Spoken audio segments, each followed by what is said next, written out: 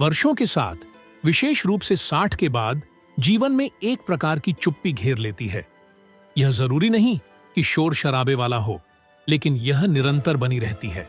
तुम इसे उस फोन में महसूस करते हो जो पहले जैसी आवृत्ति से नहीं बजता, उस घर में जो कभी कदमों और बातचीत से गूंजता था और अब केवल फ्रिज की भनभनाहट बची रहती है। यह चुप्पी इस बात में भी छिपी है कि जिनके लिए तुमने जिया, वे अब तुम्हारे बिना अपना रास्ता आगे बढ़ा रहे हैं। और फिर भी इस शांति के बीच एक दरवाजा खुलता है। एक दरवाजा कुछ ऐसा है जो तुम्हारे युवावस्था में जाने जितना बड़ा नहीं था। यह एक गहरी कनेक्शन है जो किसी भी संबंध से गहरी, किसी भी पहचान से शक्तिशाली और यहां तक कि पारिवारिक प्रेम से भी अधिक आरामदायक है। वह कुछ है आंतरिक सत्य। जीवन के अधिकांश हिस्से में हम बाहर की ओर मुड़ते हैं, रिश्ते बनाते हैं, करियर, परिवार, घर। हम इस भ्रम में रहते हैं कि यही किसी जीवन को अर्थ देता है। लेकिन क्या होता है जब ये संरचनाएं हिलने लगती हैं? क्या होता है जब बच्चे चले जाते हैं, पेशा समाप्त हो जाता है, दोस्त दूर हो जाते हैं और स्वास्थ्य अनिश्चित हो जाता है? क्या बचता है जब अब वे भूमिका की आवश्यकता नहीं होती जो कभी तुम्हें परिभाषित करती थी? बुद्ध ने सिखाया कि जो कुछ भी स्थिति से जुड़ा है वह अस्थायी है। फिर भी मानव होने के नाते हमें इस सत्य को स्वीकारने में कठिनाई होती है। हम उन चीजों से चिपक जाते हैं जिन्हें हम पसंद करते हैं, यह उम्मीद करते हुए कि हम कभी न भूल जाएं। लेकिन ज्ञान की ओर वास्तविक रास्ता यह नहीं है कि हम और अधिक मजबूती से पकड़ें, बल्कि यह है कि हम गहरे छोड़ दें। यह बाहर जवाब खोजने का नहीं है, बल्कि भीतर एक यात्रा शुरू करने का है। जब तुम जीवन के इस नए चरण में प्रवेश करते हो, चाहे तुम 60 के पार हो चुके हो या इसके करीब हो, तो 5 आंतरिक स्तंभ होते हैं जो पहले से कहीं अधिक महत्वपूर्ण हो जाते हैं। ये स्तंभ लोगों या भौतिक संपत्तियों के विपरीत तुम्हारा साथ नहीं छोड़ते, तुम्हें धोखा नहीं देते और न ही गायब होते हैं। ये धार्मिक नियम या आध्यात्मिक सिद्धांत नहीं है, ये परावर्तक हैं, ठोकरें जो इस यात्रा के दौरान तुम्हें सहारा देती हैं। ये प्रेम या परिवार से अलग नहीं है, बल्कि ये जड़ें हैं जो तुम्हें स्वतंत्र रूप से प्रेम करने की अनुमति देती हैं, बिना चिपके रहने की आवश्यकता के। इन स्तंभों में से पहला है अपने शरीर की देखभाल करना इससे पहले कि बहुत देर हो जाए। तुम्हारा शरीर वह एकमात्र मंदिर है जिसमें तुम शुरुआत से रहे हो। वहीं से तुम इस दुनिया में आए और वहीं से तुम जाओगे। इसके महत्व के बावजूद कई लोग इसे एक गौण विचार के रूप में मानते हैं, जैसे कुछ ऐसा जिसे नजरअंदाज किया जा सकता है, जब तक कि यह काम करना बंद नहीं कर देता। युवावस्था में शरीर एक अडिग साथी जैसा लगता था। तुम उससे बिना किसी सीमा के मांग सकते थे और वह ऊर्जा के साथ जवाब देता था। 30 में तुमने धीरे धीरे संकेतों की अनदेखी करना शुरू किया, थकान को सामान्य मानते हुए। 40 में तुमने कुछ लापरवाहियों को सही ठहराना शुरू किया।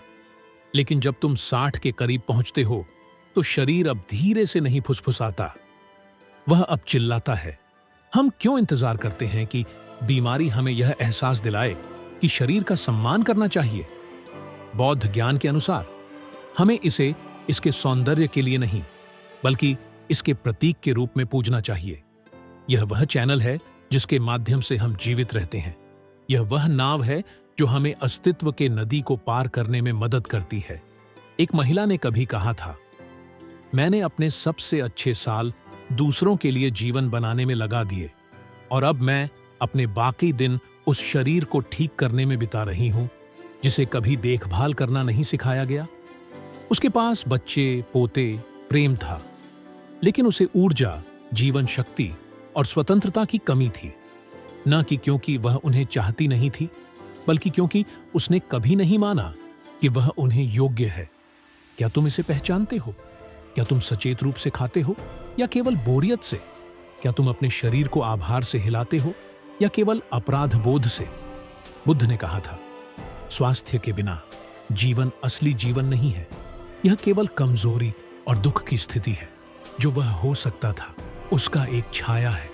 तुम्हारा शरीर तुम्हें नहीं छोड़ चुका है। वह केवल यह इंतजार कर रहा है कि तुम वापस लौटो। और जब भी तुम अच्छे से भोजन करते हो, खिंचाव करते हो, विश्राम करते हो या बस उसे सुनते हो, तुम उन हिस्सों की मरम्मत कर रहे हो जिन्हें तुमने भूल दिया था। यह किसी मशीन के साथ संबंध की शुरुआत नहीं है, बल्कि एक वफादार दोस्त के साथ पुनः मिलन है। इस जीवन के इस चरण में दूसरा स्तंभ है अतीत से सीखना, इससे पहले कि यह एक कारागार बन जाए। 60 के बाद ज्ञान अब अचानक तूफान की तरह नहीं आता, बल्कि एक शांत हवा की तरह आता है। तुम्हें और अधिक जानकारी की जरूरत नहीं है। तुमने युद्धों और सुलहों, जन्मों और विदाइयों, तीव्र प्रेम और निराशाओं, गहरी खुशियों और लंबी चुप्पियों को जी लिया है।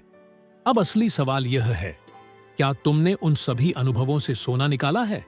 बुद्ध ने सिखाया था, जैसे एक मजबूत चट्टान हवा से नहीं हिलती, वैसे ही एक समझदार व्यक्ति तारीफों या आलोचनाओं से नहीं हिलता।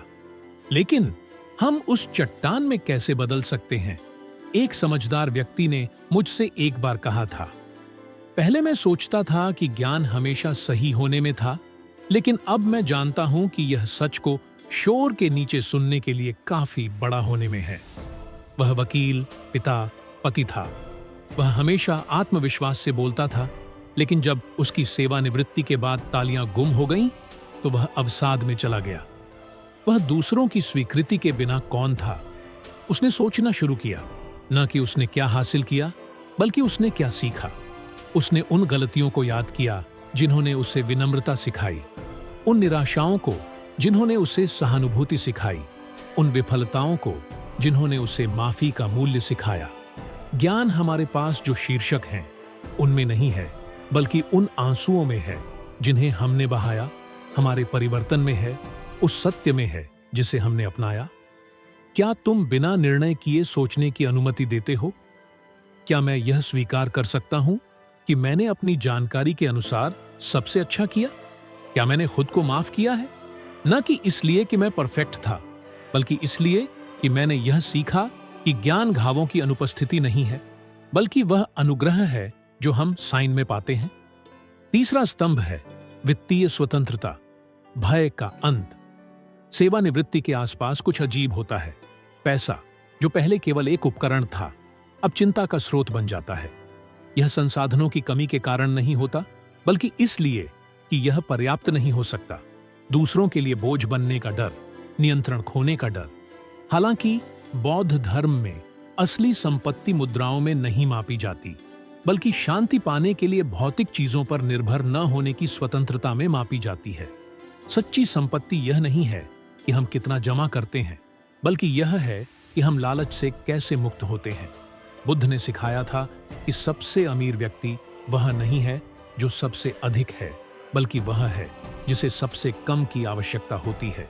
और इस तरह 60 के बाद वित्तीय स्वतंत्रता का मतलब अधिक प्राप्त करना नहीं है, बल्कि पर्याप्त होना है। मुझे तुम्हें लिम के बारे में बताने दो। एक आदमी जिसने 65 साल की उम्र में अपना बड़ा पारिवारिक घर बेच दिया। सभी ने उसे बेवकूफ कहा, लेकिन उसने कहा, मैं घटित नहीं हो रहा हूं, मैं अपने जीवन में शांति के लिए जगह बना रहा हूं। उसने जंगल के बाहरी इलाके में एक छोटा घर खरीदा, खुद के लिए खाना पकाया और अपनी संपत्ति का आधा हिस्सा दान कर दिया। वह सरलता से जीता था, लेकिन हर सुबह स्वतंत्र रूप से जागता था। अब वह दूसरों को प्रभावित करने की चिंता नहीं करता था। वह बैंकों का कर्जदार नहीं था। वह शेयर बाजार का पालन नहीं करता था। वह सरलता से जीता, छोटी छोटी चीजों का आनंद लेता था। तुम्हारा असली खजाना बैंक में नहीं है, वह तुम्हारी सांस में है, तुम्हारी शांति में है, तुम्हारी अंतहीन इच्छा से मुक्ति में है। चौथा स्तंभ हमें याद दिलाता है कि सब कुछ अंदर से शुरू होता है, कि तुम्हें आत्मसंकोच के पाप से मुक्त होना चाहिए। कुछ खास होता है जब तुम उस चीज को छोड़ना सीखते हो जो अब तुम्हारे काम की नहीं है, ताकि तुम वह पा सको जो सच में मायने रखता है। सेवानिवृत्ति के बाद उत्पन्न होने वाला दुख शारीरिक, वित्तीय या भावनात्मक नहीं होता, यह अस्तित्वगत होता है। यह वह मौन इच्छा होती है कि अब कोई तुम्हें आवश्यकता नहीं है। जब तुम्हारा काम खत्म हो जाता है, तुम्हारे बच्चे बड़े हो जाते हैं और समाज तुम्हारी ऊर्जा की अब मांग नहीं करता, तो तुम कौन हो? 60 के बाद और उससे आगे का उद्देश्य यह नहीं होता कि तुम दुनिया से क्या उम्मीद करते हो, बल्कि यह होता है कि तुम अपनी आत्मा को जो अभी भी देना चाहती है उसे दो। बुद्ध ने सिखाया था, तुम्हारा काम यह पता लगाना है कि तुम्हारा कार्य क्या है और फिर उसे पूरे दिल से करना है। और वह कहते हैं कि यह सिर्फ युवाओं, मजबूत लोगों या काम करने वालों के लिए नहीं है, यह तुम्हारे लिए है। एक महिला थी जिसका नाम आशा था, 70 वर्ष की विधवा। उसके बच्चे विदेश में रहते थे, उसके दोस्त एक एक करके मर रहे थे और उसका घर खाली था। लेकिन एक दिन उसने मुझसे कहा, मुझे लगा कि मेरे पास देने के लिए कुछ नहीं बचा है।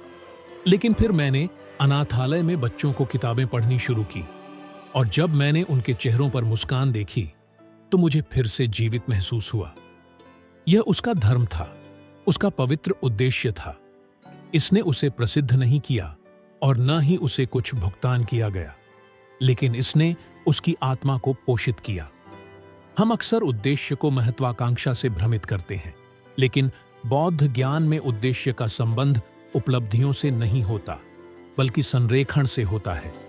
यह मायने नहीं रखता कि तुम क्या करते हो, बल्कि यह मायने रखता है कि तुम इसे कितनी ईमानदारी से करते हो। अपने आप से पूछो, मैं क्या करता हूं जिससे मुझे समय का पता ही नहीं चलता? मैं क्या करूंगा भले ही कोई ताली न बजे? कहां मुझे सबसे अधिक अपना महसूस होता है? तुम्हारा उद्देश्य दया में हो सकता है, पौधे लगाने में हो सकता है, सुनने में हो सकता है, पत्र लिखने में हो सकता है, हाथ थामने में हो सकता है। दुनिया से अनुमति का इंतजार मत करो कि तुम सच में कौन हो। जो आप अपनी जिंदगी को देते हैं उसकी महत्वपूर्णता को छोड़ दो और आप इसे अपने भीतर पाएंगे। 5वां और आखिरी स्तंभ है आंतरिक शांति, वह एकमात्र पवित्र स्थल जो बचा रहता है। जीवन में सब कुछ आपसे छीना जा सकता है। आपका घर जल सकता है, आपका पैसा गायब हो सकता है, आपका शरीर बूढ़ा हो सकता है, यहां तक कि आपका परिवार भी आपके खिलाफ हो सकता है। लेकिन कुछ ऐसा है जो कोई भी आपसे नहीं छीन सकता जब तक आप खुद इसे छोड़ न दें, आपकी आंतरिक शांति। बौद्ध धर्म में शांति पूर्णता में नहीं होती, न ही दुनिया को नियंत्रित करने में, बल्कि भाग्य के हाथों को नियंत्रित करने की आवश्यकता को छोड़ने में होती है। एक 68 वर्षीय व्यक्ति जिसका बेटा एक बहस के बाद उससे बात करना बंद कर चुका था, उसने कई बार माफी मांगी, लेकिन चुप्पी बनी रही। एक दिन वह गिर पड़ा। उसने बेबसी महसूस की और अचानक कुछ अप्रत्याशित हुआ। वह ध्यान कर रहा था, न कि ताकि उसका बेटा वापस आए, बल्कि ताकि वह इस आवश्यकता को छोड़ सके कि वह वापस आए। उसने मुझसे कहा, मुझे यह एहसास हुआ कि मैं इसलिए नहीं दुखी था कि वह चला गया था। मैं दुखी था क्योंकि मुझे विश्वास था कि मैं केवल तब पूरा हो सकता था जब वह लौटेगा। यह वह भ्रांति है जिसमें हम में से कई लोग जीते हैं कि हमारी शांति इस पर निर्भर करती है कि दूसरे कैसे बदलते हैं। लेकिन शांति, असली शांति तब शुरू होती है जब हम अपनी आंतरिक आवाज को सुनते हैं। बुद्ध ने सिखाया, शांति अंदर से आती है, इसे बाहर मत ढूंढो। तुम शांति में रह सकते हो यहां तक कि जब हवा गरज रही हो, आंधी के बीच बैठकर यह जानना कि यह भी गुजर जाएगा। अपने दर्द को बिना उससे संघर्ष किए सांस में लेना, उन लोगों को माफ करना जिन्होंने कभी आपसे माफी नहीं मांगी, न उनके लिए बल्कि अपने आप को मुक्त करने के लिए। अपने आप से पूछो, मैं क्या इंतजार कर रहा हूं इससे पहले कि मैं शांति को महसूस करने दूं? कौन सा दर्द मैंने अपनी पहचान का हिस्सा बना लिया है? क्या मैं अपनी उदासी के साथ रह सकता हूं और उसे एक घायल बच्चे की तरह प्यार कर सकता हूं?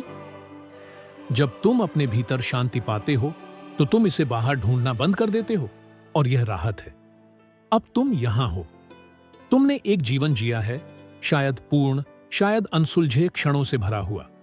शायद तुम कुछ पहलुओं में सफल हुए हो और दूसरों में असफल। ऐसे अध्याय हैं जिनकी तुम्हें उम्मीद नहीं थी और कुछ जो तुम फिर से लिखना चाहते हो। लेकिन जो भी तुम्हें इस क्षण तक लाया, उसने तुम्हें एक व्यक्ति के रूप में ढाला है जो अनुभवों, दर्द, ज्ञान और आशा से भरा हुआ है। और यही अपने आप में एक बड़ी बात है। शायद तुम पछताए हुए महसूस करते हो और यह ठीक है। पछतावा इस बात की छाया है कि तुमने ध्यान रखा, तुमने अपना दिल जोखिम में डाला, तुमने कोशिश की, भले ही वह पूरी तरह से परफेक्ट न हो। यह विफलता का संकेत नहीं है, बल्कि यह याद दिलाने वाला है कि तुम इतने जीवित थे कि और अधिक की इच्छा की। इसे एक बोझ के रूप में और न ढो, इसे अपना शिक्षक बनने दो जो तुम्हें इसके मूल्य को सिखाए। इसका उपयोग सही सवाल पूछने के लिए करो, खुद को सजा देने के लिए नहीं, बल्कि उस चीज को पोषित करने के लिए जो तुम अभी भी बन सकते हो। शायद तुमने अपना सर्वश्रेष्ठ दिया और यह उतना ही पर्याप्त है। तुमने वही दिया जो तुम कर सकते थे, उस समय तुम्हारे पास जो संसाधन थे, उस समय जब तुम्हारे पास वे थे। प्रयास में गरिमा होती है, भले ही परिणाम पूरी तरह से सही न हो। अपना सर्वश्रेष्ठ देना का मतलब यह नहीं है कि तुम परफेक्ट हो, इसका मतलब है कि तुम मौजूद हो। तुमने खुद को प्यार करने का फैसला किया जब सब कुछ बंद सा लगता है। अगर तुम कह सकते हो कि तुमने कोशिश की, तो तुमने साहसिक रूप से जीवन जी लिया है। शायद तुम थक गए हो, गहरे तरीके से थक गए हो, केवल हड्डियों से नहीं बल्कि अपनी आत्मा से भी। सालों ने शायद तुम्हें शारीरिक या भावनात्मक रूप से थका दिया है, एक ऐसे तरीके से जिसे दूसरे लोग नहीं देख सकते, लेकिन फिर भी उस थकान में जीवन का ज्ञान है। थकावट एक मौन सत्य है, शांति एक विलासिता नहीं है बल्कि एक आवश्यकता है। जीवन के ये चरण इन अवस्थाओं में शामिल नहीं होते। जितना अधिक आप संघर्ष करते हैं, उतना अधिक यह आपको नरम बनने के लिए आमंत्रित करता है, सुनने के लिए, खुद से वापस लौटने के लिए, उस आत्मा से जो आप शोर और जिम्मेदारियों के बीच पीछे छोड़ आए थे। शायद आप अभी भी खोज रहे हैं, लेकिन इसका मतलब यह नहीं है कि आप खो गए हैं, बल्कि इसका मतलब है कि आप जाग रहे हैं। दुनिया हमें चीजों, भूमिकाओं और उपलब्धियों में अर्थ खोजने सिखाती है, लेकिन वह खोज जो अब वास्तव में मायने रखती है, वह है जो आपको अपनी आत्मा तक वापस ले जाती है।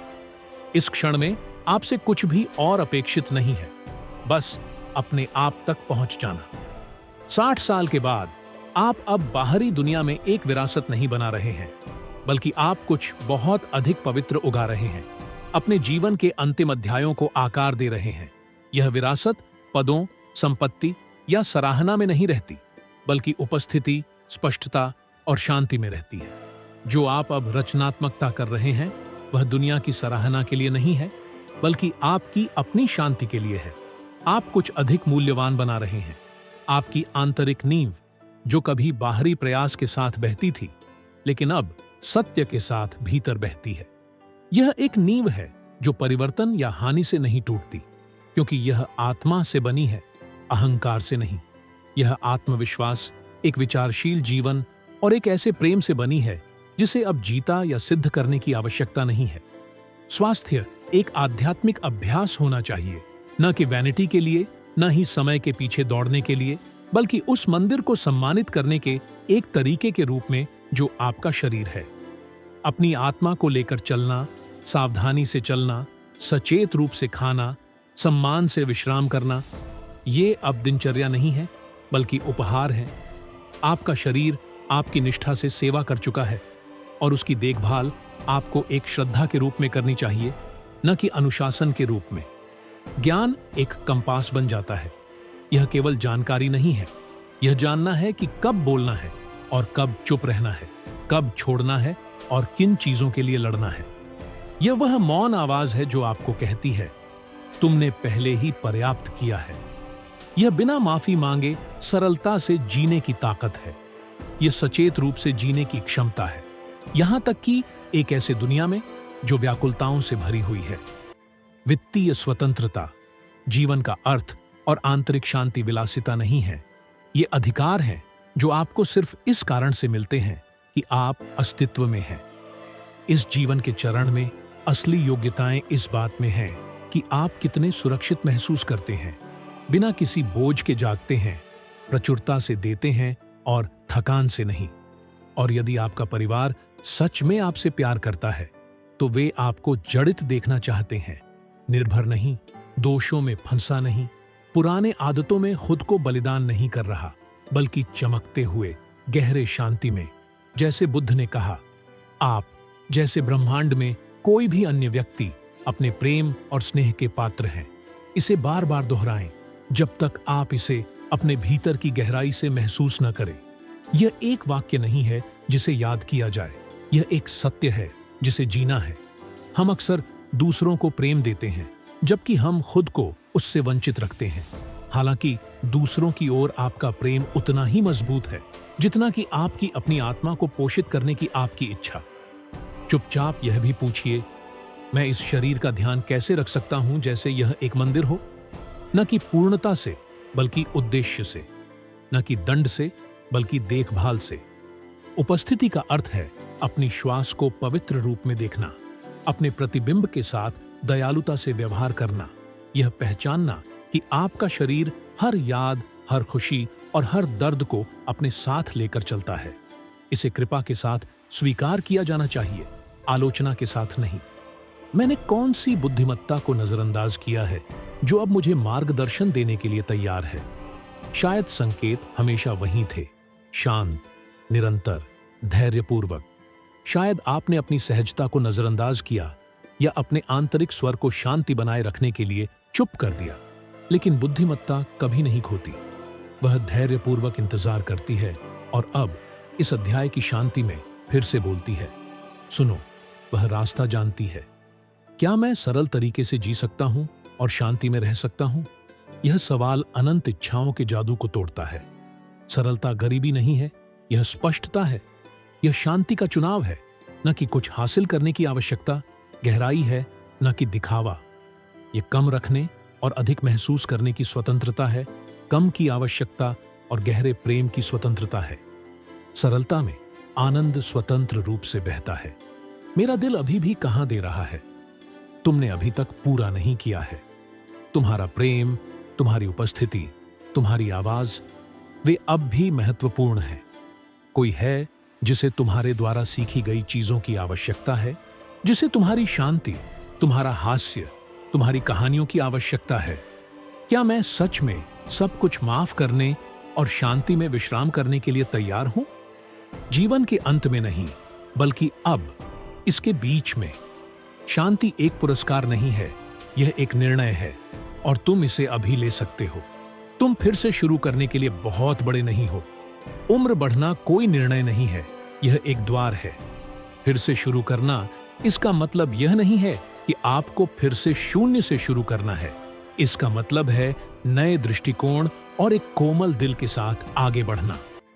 अतीत ने तुम्हें आकार दिया है, लेकिन यह तुम्हारे अगले कदम को निर्धारित नहीं करता। तुम्हारे पास फिर से शुरू करने का अधिकार है, न कि अपनी उम्र के बावजूद, बल्कि उसके कारण। तुम टूटे नहीं हो कि संपूर्ण बन सको। हम सभी जीवन से टूटे होते हैं, लेकिन उन दरारों से ही प्रकाश प्रवेश करता है। संपूर्णता परिपूर्णता नहीं है, यह हर टूटे हुए टुकड़े को उसकी जगह देने की क्षमता है। तुमने कुछ भी खोया नहीं है, तुम बस वह याद कर रहे हो जो हमेशा वहां था।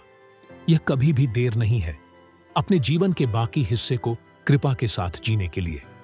कृपा युवावस्था से नहीं आती, यह समर्पण से आती है। यह तब जन्मती है जब तुम अपरिवर्तनीय के साथ शांति बनाते हो और जो है उसे प्रेम करना चुनते हो। हर दिन जब तुम जागते हो, यह एक निमंत्रण है, न कि दुनिया का पीछा करने के लिए, बल्कि अपने आप से पास जाने के लिए, अपने होने की कोमलता में बैठने के लिए और यह जानने के लिए कि तुम पर्याप्त हो। तुम्हें बस अंदर की ओर चलने की आवश्यकता है, न कि कल, न कि जब यह आसान होगा, बल्कि अब। अंदर की ओर जाने का रास्ता वह सबसे बहादुर रास्ता है जो तुम कभी चलोगे।